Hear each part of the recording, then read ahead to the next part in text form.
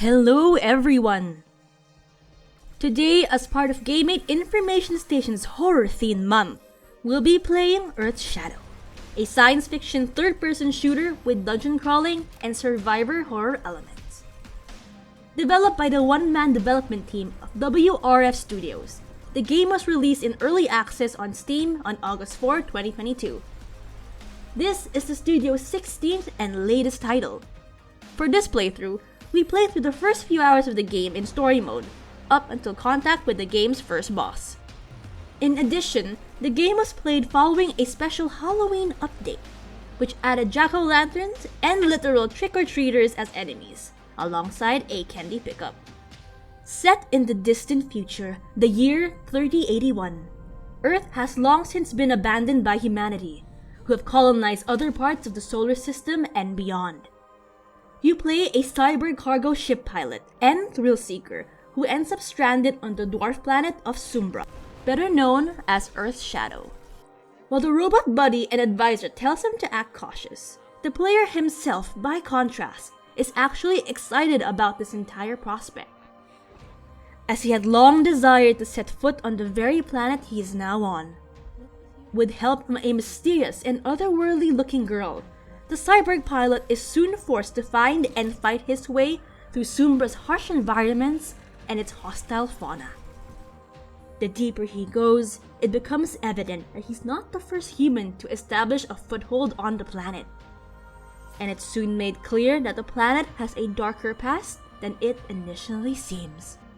Thanks to WRF Studios' track record of making horror-themed games, such as the Bloodlust series and Vampirem, Earth's Shadow looks and very much feels like a full horror game. Despite ostensibly being a third-person shooter in a futuristic science fiction setting, the environments feel unwelcoming, the enemies look and are frightening, and the overall atmosphere of Sumbra feels unsettling, complete with vast jungles, human corpses, and ancient ruins. The end result is a work that looks and feels very much like both Alien and Predator, except that you're essentially playing as a predator or a colonial marine rather than being a standard horror protagonist. The player himself even resembles the titular hunter-killer aliens, even having a scanner that functions just like the ones the predators use.